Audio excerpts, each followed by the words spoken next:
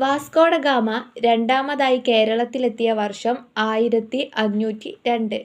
ആദ്യമായിട്ട് Vasco da gamma കേരളത്തിലെത്തുന്നത് 1498 Vasco da gamma അവസാനമായിട്ട്, അതായത് മൂന്നാമതായിട്ട് കേരളത്തിലെത്തിയ വർഷം 1524. വാസ്കോഡ ഗാമ പോർച്ചുഗീസ് വൈസ്രോയി ആയിട്ട് കേരളത്തിലെത്തിയ വർഷം 1524.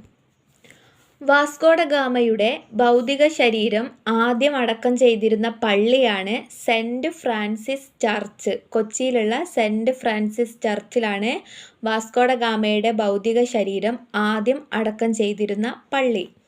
വാസ്കോഡ ഗാമയുടെ ഭൗതിക ശരീരം കൊച്ചിയിൽ നിന്നും മാറ്റി പോർച്ചുഗലിലേക്ക് കൊണ്ടുപോയ വർഷം 1539. വാസ്കോഡ ഗാമയുടെ ഭൗതികാവശിഷ്ടം ഇപ്പോൾ സ്ഥിതി ചെയ്യുന്നത് എവിടെ? ജെറോനിമസ് കത്തീഡ്രൽ.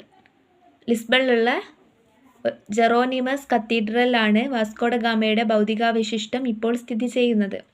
വാസ്കോഡ ഗാമ എന്ന സ്ഥലം സ്ഥിതി ചെയ്യുന്നത് എവിടെയാണ്? ഗോവയിലാണ് വാസ്കോഡ ഗാമ എന്ന് പറയുന്ന സ്ഥലം സ്ഥിതി ചെയ്യുന്നത്. ഇന്ത്യൻ മഹാസമുദ്രത്തിലെ സേനാധിപതി എന്ന് വാസ്കോഡ ഗാമയെ വിശേഷിപ്പിച്ചത് മാനുവൽ രാജാവാണ്.